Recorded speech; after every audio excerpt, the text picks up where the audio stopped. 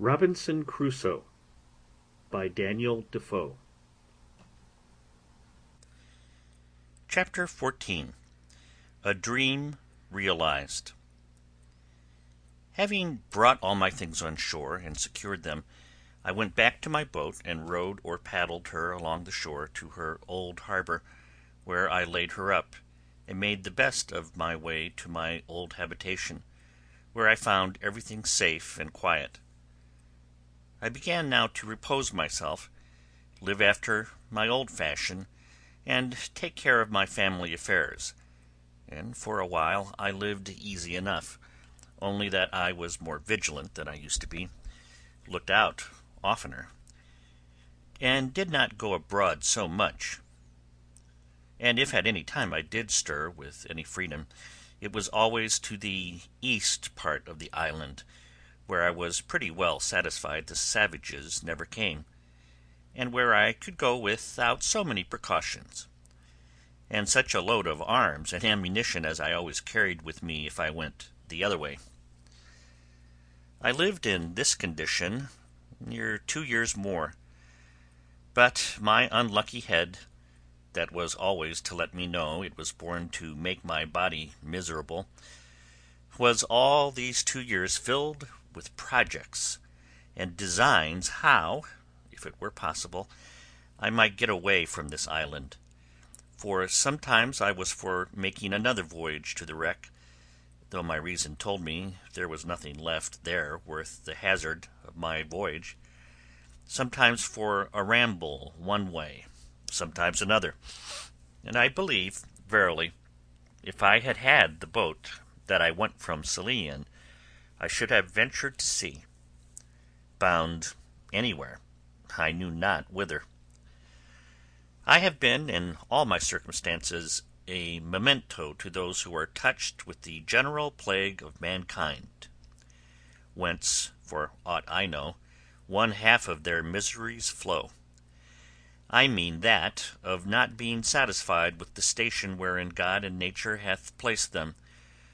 for not to look back upon my primitive condition, and the excellent advice of my father, the opposition to which was, as I may call it, my original sin, my subsequent mistakes of the same kind had been the means of my coming into this miserable condition. For had that Providence which so happily seated me at the Brazils, as a planter, blessed me with confined desires, and I could have been contented to have gone on gradually, I might have been by this time, I mean in the time of my being in this island, one of the most considerable planters in the Brazils. Nay, I am persuaded that, by the improvements I had made in that little time I lived there, and the increase I should probably have made if I had remained, I might have been worth 100,000 moidores. And what business had I to leave a settled fortune, a well-stocked plantation, improving and increasing, to turn supercargo to Guinea, to fetch negroes, when patience and time would have so increased our stock at home, that we could have bought them at our own door from those whose business it was to fetch them? And though it had cost us something more, yet the difference of that price was by no means worth saving at so great a hazard. But as this is usually the fate of young heads, so reflection upon the folly of it is as commonly the exercise of more years, or of the dear bought experience of time. So it was with me now. And yet so deep had the mistake taken root in my temper that I could not satisfy myself in my station, but was continually poring upon the means and possibility of my escape from this place. And that I may, with greater pleasure to the reader, bring on the remaining part of my story, it may not be improper to give him some account of my first conceptions on the subject of this foolish scheme of my escape, and how and upon what foundation I acted. I am now to be supposed retired into my castle, after my late voyage to the wreck, my frigate laid up and secured under water, as usual, and my condition restored to what it was before. I had more wealth indeed than I had before, but was not at all the richer, for I had no more use for it than the Indians of Peru had before the Spaniards came there. It was one of the nights in the rainy season in March, the 24th year of my first setting foot in this island of solitude. I was lying in my bed or hammock, awake, very well in health, had no pain, no distemper, no uneasiness of body, nor any uneasiness of mind more than ordinary, but could by no means close my eyes, that is, so as to sleep. No, not a wink all night long, otherwise than as follows. It is impossible to set down the innumerable crowd of thoughts that whirled through that great thoroughfare of the brain, the memory, in this night's time. I ran over the whole history of my life in miniature, or by abridgment, as I may call it, to my coming to this island, and also of that part of my life since I came to this island. In my reflections upon the state of my case since I came on shore on this island, I was comparing the happy posture of my affairs in the first years of my habitation here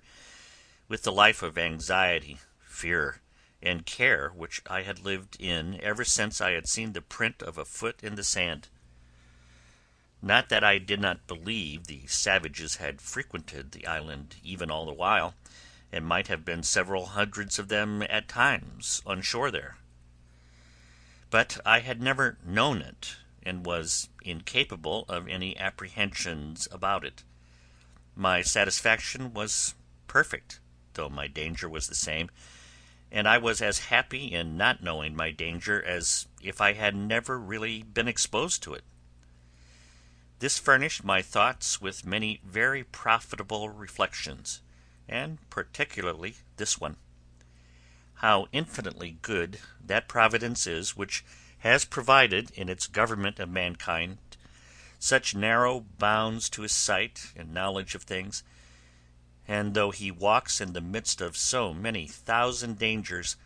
the sight of which, if discovered to him, would distract his mind and sink his spirits, he is kept serene and calm by having the events of things hid from his eyes, and knowing nothing of the dangers which surround him. After these thoughts had for some time entertained me, I came to reflect seriously upon the real danger I had been in for so many years in this very island, and how I had walked about in the greatest security, and with all possible tranquillity, even when perhaps nothing but the brow of a hill, a great tree, or the casual approach of night had been between me and the worst kind of destruction, that is, that of falling into the hands of cannibals and savages, who would have seized on me with the same view as I would on a goat or turtle, and have thought of it no more a crime to kill and devour me than I did of a pigeon or a curlew. I would unjustly slander myself if I should say I was not sincerely thankful to my great preserver, to whose singular protection I acknowledged, with great humanity, all these unknown deliverances were due, and without which I must inevitably have fallen into their merciless hands. When these thoughts were over, my head was for some time taken up to considering the nature of these wretched creatures, I mean the savages, and how it came to pass in the world that the wise governor of all things should give up any of his creatures to such inhumanity, nay, to something so much more below even brutality itself, as to devour its own kind. But as this ended in some, at that time, fruitless speculations, it occurred to me to inquire what part of the world these wretches lived in, how far off the coast was from whence they came, what they ventured over so far from home for, what kind of boats they had, and why I might not order myself and my business so that I might be able to go over thither, as they were come to me. I never so much as troubled myself to consider what I should do with myself when I went thither, what would become of me if I fell into the hands of those savages, or how I should escape them if they attacked me. No, nor so much as how it was possible for me to reach the coast and not to be attacked by some or other of them, without any possibility of delivering myself, and if I should not fall into their hands, what I should do for provision, or whither I should bend my course. None of these thoughts, I say, so much as came in my way, but my mind was wholly bent upon the notion of my passing over in my boat to the mainland. I looked upon my present condition as the most miserable that could possibly be, that I was not able to throw myself into anything but death that could be called worse, and if I reached the shore of the main, I might perhaps meet with relief, or I might coast along, as I did on the African shore, till I came to some inhabited country, and where I might find some relief. And after all, perhaps I might fall in with some Christian ship that might take me in, and if the worst came to the worst, I could but die, which would put an end to all these miseries at once. Pray note, all this was the fruit of a disturbed mind, an impatient temper, made desperate, as it were, by the long continuance of my troubles, and the disappointments I had met in the wreck I had been on board of, and where I had been so near obtaining what I so earnestly longed for, somebody to speak to, and to learn some knowledge from them of the place where I was, and of the probable means of my deliverance. I was agitated wholly by these thoughts. All my calm of mind in my resignation to Providence, and waiting the issue of the dispositions of heaven, seemed to be suspended, and I had, as it were, no power to turn my thoughts to anything but to the project of a voyage to the main, which came upon me with such force and such an impetuosity of desire that it was not to be resisted. When this had agitated my thoughts for 2 hours or more, with such violence that it set my very blood into a ferment, and my pulse beat as if I had been in a fever, merely with the extraordinary fervour of my mind about it, nature, as if I had been fatigued and exhausted with the very thoughts of it, threw me into a sound sleep. One would have thought I should have dreamed of it, but I did not, nor of anything relating to it, but I dreamed that I was going out in the morning as usual from my castle. I saw upon the shore 2 canoes and 11 savages coming to land, and that they brought with them another savage whom they were going to kill in order to eat him, when on a sudden the savage that they were going to kill jumped away and ran for his life, and I thought in my sleep that he came running into my little thick grove before my fortification to hide himself, and that I, seeing him alone, and not perceiving that the others sought him that way, showed myself to him, and, smiling upon him, encouraged him, that he kneeled down to me, seeming to pray me to assist him, upon which I showed him my ladder, made him go up, and carried him into my cave, and he became my servant, and that as soon as I had got this man, I said to myself, now I may certainly venture to the mainland, for this fellow will serve me as a pilot, and will tell me what to do, and whither to go for provisions, and whither not to go for fear of being devoured, what places to venture to, and what to shun. I waked with this thought, and was under such inexpressible impressions of joy at the prospect of my escape in my dream, that the disappointments which I felt upon coming to myself and finding that it was no more than a dream were equally extravagant the other way, and threw me into a very great dejection of spirits. Upon this, however, I made this conclusion, that my only way to go about to attempt an escape was, to endeavour to get a savage into my possession, and if possible it should be one of their prisoners whom they had condemned to be eaten, and should bring hither to kill. But these thoughts still were attended with this difficulty, that it was impossible to effect this without attacking a whole caravan of them and killing them all, and this was not only a very desperate attempt, and might miscarry, but, on the other hand, I had greatly scrupled the lawfulness of it to myself, and my heart trembled at the thoughts of shedding so much blood, though it was for my deliverance. I need not repeat the arguments which occurred to me against this, they being the same mentioned before,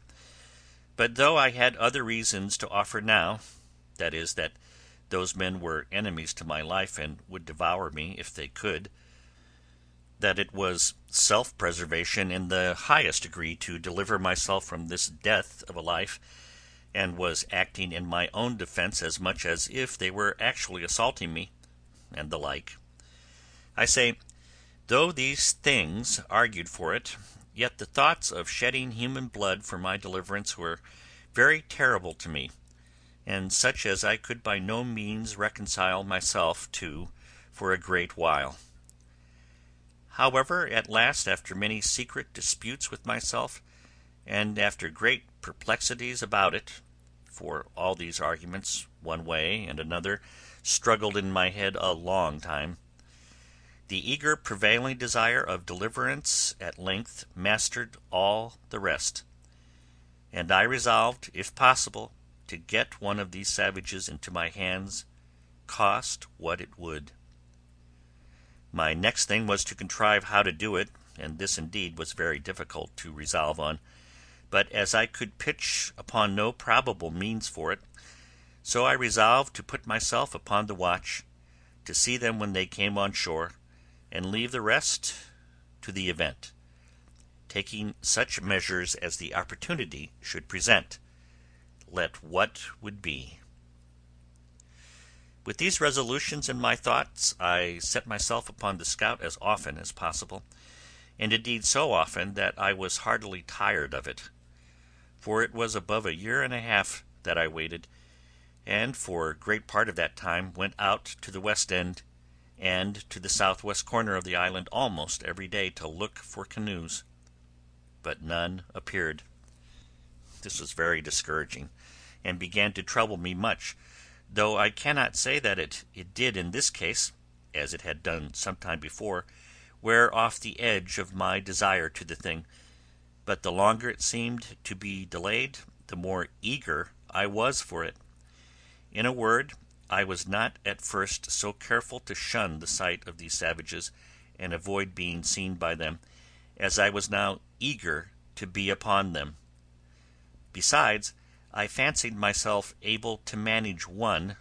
nay, 2 or 3 savages if I had them, so as to make them entirely slaves to me, to do whatever I should direct them, and to prevent their being able at any time to do me any hurt. It was a great while that I pleased myself with this affair, but nothing still presented itself. All my fancies and schemes came to nothing, for no savages came near me for quite a while. After a year and a half later, I entertained these notions, and by long musings had, as it were, resolved them into nothing, for want of an occasion to put them into execution. I was surprised one morning by seeing no less than 5 canoes all on shore together on my side of the island, and the people who belonged to them all landed and out of my sight. The number of them broke all my measures, for seeing so many, and knowing that they always came 4 or 6 or sometimes more in a boat, I could not tell what to think of it, or how to take my measures to attack 20 or 30 men single-handed, so lay still in my castle, perplexed and discomforted. However, I put myself into the same position for an attack that I had formerly provided, and was just ready for action if anything had presented. Having waited a good while, listening to hear if they made any noise, at length, being very impatient, I set my guns at the foot of my ladder and clambered up to the top of the hill by my 2 stages as usual, standing so, however, that my head did not appear above the hill so that they could not perceive me by any means. Here I observed by the help of my perspective glass that they were no less than 30 in number, that they had a fire kindled, and that they had meat dressed. How they cooked it I knew not, nor what it was, but they were all dancing,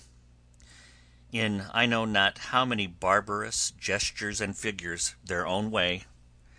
round the fire. While I was thus looking on them, I perceived, by my perspective, 2 miserable wretches dragged from the boats, where, it seems, they were laid by, and were now brought out for the slaughter. I perceived one of them immediately fall, being knocked down, I suppose with a club or wooden sword, for that was their way, and 2 or 3 others were at work immediately cutting him open for their cookery, while the other victim was left standing by himself, that they should be ready for him. In that very moment this poor wretch, seeing himself a little at liberty and unbound, nature inspired him with hopes of life, and he started away from them, and ran with incredible swiftness along the sands, directly towards me. I mean towards that part of the coast where my habitation was. I was dreadfully frightened, I must acknowledge, when I perceived him run my way, and especially when, as I thought, I saw him pursued by the whole body, and now I expected that part of my dream was coming to pass, and that he would certainly take shelter in my grove. But I could not depend by any means upon my dream that the other savages would not pursue him thither and find him there. However, I kept my station, and my spirits began to recover when I found that there was not above 3 men that followed him, and still more I was encouraged when I found out that he outstripped them exceedingly in running, and gaining ground on them, so that if he could but hold out for half an hour, I saw easily he would fairly get away from them all. There was between them and my castle the creek, which I mentioned often in the first part of my story, where I landed my cargoes out of the ship, and this I saw plainly he must necessarily swim over, or the poor wretch would be taken there. But when the savage escaping came thither, he made nothing of it, though the tide was then up, but plunging in, swam through in about 30 strokes, or thereabouts, landed, and ran with exceeding swiftness and strength. When the 3 persons came to the creek, I found that 2 of them could swim, but the third could not, and that, standing on the other side, he looked at the others, but went no farther, and soon after went softly back again, which, as it happened, was very well for him in the end. I observed that the 2 who swam were yet more than twice as strong swimming over the creek as the fellow was that fled from them. It came very warmly upon my thoughts, and indeed irresistibly, that now was the time to get me a servant, and perhaps a companion or assistant, and that I was plainly called by Providence to save this poor creature's life. I immediately ran down the ladders with all possible expedition, fetched my 2 guns, for they were both at the foot of the ladders, as I observed before, and getting up again with the same haste to the top of the hill, I crossed towards the sea, and having a very short cut, and all downhill, placed myself in the way between the pursuers and the pursued, hallooing aloud to him that fled, who, looking back, was at first perhaps as much frightened at me as at them, but I beckoned with my hand for him to come back, and in the meantime I slowly advanced towards the two that followed. Then, rushing at once upon the foremost, I knocked him down with the stock of my piece. I was loath to fire, because I would not have the rest hear, though at that distance it would not have been easily heard, and being out of sight of the smoke too, they would not have known what to make of it. Having knocked this fellow down, the other who pursued him stopped, as if he had been frightened, and I advanced towards him. But as I came nearer I perceived presently he had a bow and arrow and was fitting it to shoot at me. So I was then obliged to shoot at him first, which I did, and killed him at the first shot. The poor savage who fled but had stopped, though he saw both his enemies fallen and killed, as he thought, yet was so frightened with the fire and noise of my piece that he stood stock still, and neither came forward nor went backward, though he seemed rather inclined still to fly than to come on. I hallooed him again, and made signs to come forward, which he easily understood and came a little way, then stopped again, and then a little farther and stopped again, and I could then perceive that he stood trembling as if he had been taken prisoner and had just been to be killed, as his two enemies were. I beckoned to him again to come to me, and gave him all the signs of encouragement that I could think of, and he came nearer and nearer, kneeling down every 10 or 12 steps in token of acknowledgment for saving his life. I smiled at him and looked pleasantly, and beckoned to him to come still nearer. At length he came close to me, and then he kneeled down again, kissed the ground, and laid his head upon the ground, and taking me by the foot, set my foot upon his head. This, it seems, was in token of swearing to be my slave for ever. I took him up and made much of him, and encouraged him all I could, but there was no more work to do yet, for I perceived the savage whom I had knocked down was not killed, but stunned with the blow, and began to come to himself, so I pointed to him and showed him the savage that he was not dead. Upon this he spoke some words to me, and though I could not understand them, yet I thought they were pleasant to hear, for they were the first sound of a man's voice that I had heard, my own excepted, for above 25 years. But there was no time for such reflections now. The savage who was knocked down recovered himself so far as to sit up upon the ground, and I perceived that the savage began to be afraid. But when I saw that, I presented my other piece at the man as if I would shoot him. Upon this, my savage, for so I call him now, made a motion to me to lend him my sword, which hung naked in a belt by my side, which I did. He no sooner had it but he runs to his enemy, and at one blow cut off his head so cleverly no executioner in Germany could have done it sooner or better, which I thought very strange for one who, I had reason to believe, never saw a sword in his life before, except their own wooden swords. However, it seems, as if I learned afterwards, they made their wooden swords so sharp, so heavy, and the wood is so hard, that they will even cut off heads with them, ay, and arms, and that at one blow too. When he had done this, he comes laughing to me in sign of triumph, and brought me the sword again, and with abundance of gestures which I did not understand, laid it down with the head of the savage that he had killed just before me. But that which astonished him most was to know how I killed the other Indian so far off, so, pointing to him, he made signs to me to let him go to him, and I bade him go, as well as I could. When he came to him, he stood like one amazed, looking at him, turning him first on one side, then on the other, looked at the wound the bullet had made, which it seems was just in his breast, where it had made a hole, and no great quantity of blood had followed, but he had bled inwardly, for he was quite dead. He took up his bow and arrows and came back, so I turned to go away and beckoned him to follow me, making signs to him that more might come after them. Upon this he made signs to me that he should bury them with sand, that they might not be seen by the rest if they followed, and so I made signs to him to do so. He fell to work, and in an instant he had scraped a hole in the sand with his hands big enough to bury the first in,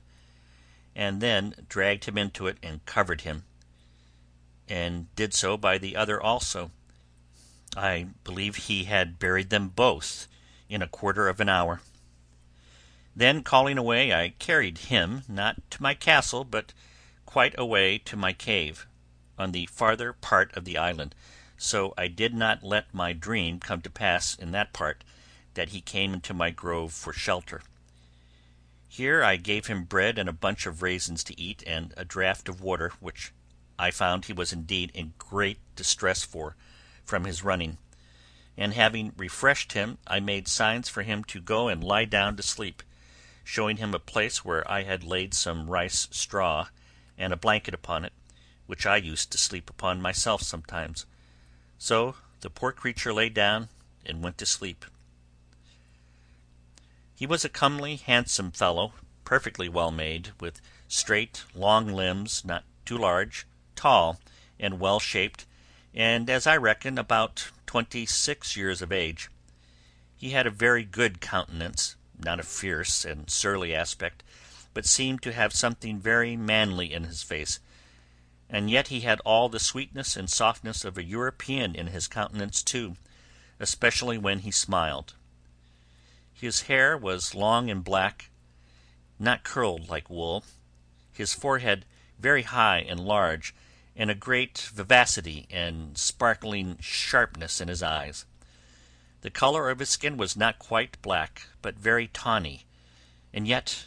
not an ugly yellow nauseous tawny as the Brazilians and Virginians and other natives of America are, but of a bright kind of a dun olive colour that had in it something very agreeable, though not very easy to describe. His face was round and plump, his nose small, not flat like the negroes, a very good mouth, thin lips, and fine teeth well set, and as white as ivory. After he had slumbered rather than slept about half an hour, he awoke again and came out of the cave to me, for I had been milking my goats which I had in the enclosure just by. When he espied me, he came running to me, laying himself down again upon the ground, with all the signs of a humble, thankful disposition, making a great many antic gestures to show it. At last he lay his head flat upon the ground, close to my foot, and sets my other foot upon his head, as he had done before, and after this made all the signs to me of subjection, servitude, and submission imaginable, to let me know how he would serve me so long as he lived. I understood him in many things, and let him know I was very well pleased with him. In a little time I began to speak to him and teach him to speak to me, and first I let him know his name should be Friday, which was the day I saved his life. I called him so for the memory of the time. I likewise taught him to say master, and then let him know that was to be my name. I likewise taught him to say yes and no, and to know the meaning of them. I gave him some milk in an earthen pot, and let him see me drink it before him, and sop my bread in it, gave him a cake of bread to do the like, which he quickly complied with, and made signs that it was very good for him. I kept there with him all that night, but as soon as it was day I beckoned to him to come with me, and let him know I would give him some clothes, at which he seemed very glad, for he was stark naked. As he went by the place where he had buried the two men, he pointed exactly to the place and showed me the marks that he had made to find them again, making signs to me that we should dig them up and eat them. At this I appeared very angry, expressed my abhorrence of it, made as if I would vomit at the thoughts of it, and beckoned him with my hands to come away, which he did immediately with great submission. I then led him up to the top of the hill to see if his enemies were gone, and, pulling out my glass, I looked and saw plainly the place where they had been, but no appearance of them or their canoes, so that it was plain they were gone, and had left their 2 comrades behind them, without any search after them. But I was not content with this discovery, but having now more courage and consequently more curiosity, I took my man Friday with me, giving him the sword in his hand, with the bow and arrows at his back, which I found he could use very dexterously, making him carry 1 gun for me, and I 2 for myself, and away we marched to the place where these creatures had been, for I had a mind now to get some further intelligence of them. When I came to the place my very blood ran chill in my veins, and my heart sunk within me, at the horror of the spectacle. Indeed, it was a dreadful sight, at least it was so to me, though Friday made nothing of it. The place was covered with human bones, the ground dyed with their blood, and great pieces of flesh left there and here, half-eaten, mangled, and scorched. In short, all the tokens of the triumphant feast they had been making there, after a victory over their enemies. I saw 3 skulls, 5 hands, and the bones of 3 or 4 legs and feet, and abundance of other parts of bodies, and Friday by his signs made me understand that they had brought over 4 prisoners to feast upon, that 3 of them were eaten up, and that he, pointing to himself, was the 4th, that there had been a great battle between them and their next king, of whose subjects it seems he had been one,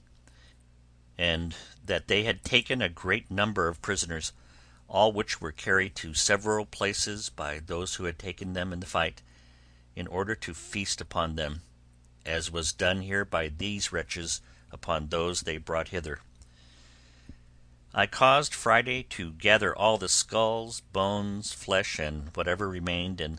lay them together in a heap, and make a great fire upon it, and burn them all to ashes. I found Friday had still a hankering stomach after some of the flesh, and was still a cannibal in his nature, but I showed so much abhorrence at the very thoughts of it, and at the least appearance of it, that he durst not discover it, for I had by some means let him know that I would kill him if he offered it. When he had done this, we came back to our castle, and there I fell to work for my man Friday. And first I gave him a pair of linen trousers, which I had out of the poor gunner's chest I mentioned, which I found in the wreck, and which, with a little alteration, fitted him very well. And then I made him a jerkin of goat's skin, as well as my skill would allow, for I was now grown a tolerably good tailor, and I gave him a cap which I made of hare's skin, very convenient and fashionable enough. And thus he was clothed, for the present, tolerably well, and was mighty well pleased to see himself clothed almost as well as his master. It is true he went awkwardly in these clothes at first, wearing the drawers was very awkward to him, and the sleeves of the waistcoat galled his shoulders and the inside of his arms, but a little easing them where he had complained they hurt, and using himself to them, he took to them at length very well. The next day after I came home to my hutch with him, I began to consider where I should lodge him, and that I might do well for him and yet be perfectly easy myself, I made a little tent for him in the vacant place between my 2 fortifications, in the inside of the last and in the outside of the first. As there was a door or entrance there into my cave, I made a formal framed door case, and a door to it, of boards, and set it up in the passage, a little within the entrance, and causing the door to open up in the inside, I barred it up in the night, taking in my ladders too, so that Friday could no way come at me in the inside of my innermost wall, without making so much noise and getting over that it must needs awaken me. For my first wall had now a complete roof over it of long poles, covering all my tent, and leaning up to the side of the hill, which was again laid across with smaller sticks instead of laths, and being thatched over a great thickness with the rice straw, which was strong like reeds. And at the hole or place which was left to go in or out by the ladder, I had placed a kind of trap door which, if it had been attempted on the outside, would not have opened at all, but would have fallen down and made a great noise. As to weapons, I took them all into my side every night. But I needed none of all this precaution, for never man had a more faithful, loving, sincere servant than Friday was to me. Without passions, sullenness, or designs, perfectly obliged and engaged, his very affections were tied to me, like those of a child to a father, and I dare say he would have sacrificed his life to save mine upon any occasion whatsoever. The many testimonies he gave of this put it out of doubt, and soon convinced me that I needed use no precautions for my safety on his account. This frequently gave me occasion to observe, and that with wonder, that however it had pleased God in his providence and in the government of the works of his hands to take from so great a part of the world of his creatures the best uses to which their faculties and the powers of their souls are adapted, yet that he has bestowed upon them the same powers, the same reason, the same affections, the same sentiments of kindness and obligation, the same passions and resentments of wrongs, the same sense of gratitude, sincerity, fidelity, and all the capacities of doing good and receiving good that he has given to us, and that when he pleases to offer them occasions of exerting these, they are as ready, nay, more ready, to apply them to the right uses for which they were bestowed than we are. This made me very melancholy sometimes in reflecting, as to the several occasions presented, how mean a use we make of all these, even though we have those powers, enlightened by the great lamp of instruction, the Spirit of God, and by the knowledge of his word added to our understanding, and why it has pleased God to hide the like saving knowledge from so many millions of souls, who, if I might judge by this poor savage, would make a much better use of it than we did. From hence I sometimes was led too far to invade the sovereignty of Providence, and, as it were, arraign the justice of so arbitrary a disposition of things, that should hide that sight from some, and reveal it to others, and yet expect a like duty from both. But I shut it up, and checked my thoughts with this conclusion: first, that we did not know by what light and law these should be condemned, but that as God was necessarily, and by the nature of his being, infinitely holy and just, so it could not be, but if these creatures were all sentenced to absence from himself, it was on account of sinning against that light which, as the Scripture says, was a law to themselves, and by such rules as their consciences would acknowledge to be just, though the foundation was not discovered to us; and secondly, that still, as we are all the clay in the hand of the potter, no vessel could say to him, "Why hast thou formed me thus?" But to return to my new companion. I was greatly delighted with him, and made it my business to teach him everything that was proper to make him useful, handy, and helpful, but especially to make him speak, and understand me when I spoke, and he was the aptest scholar that